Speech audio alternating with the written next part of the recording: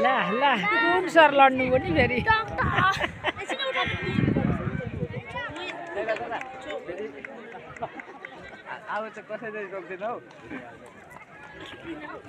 खेल्नेलाई कति गाह्रो भइरह्यो होला हामीलाई त हाँस्दा भइगयो नि हैन अब एक गोल छिरायो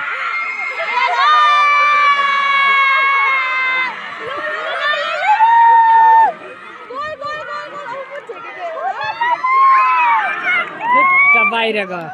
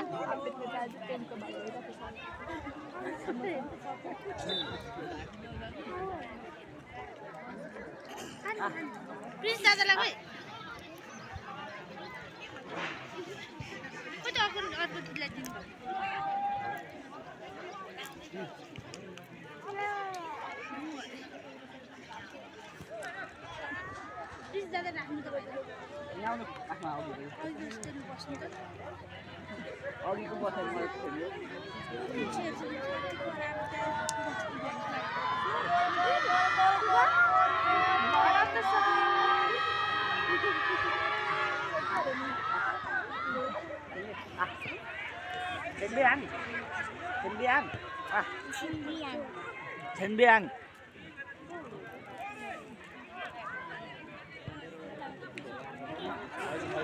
अहिले भइरहेको महत्त्वपूर्ण खेल समाप्तिको चरणमा छ।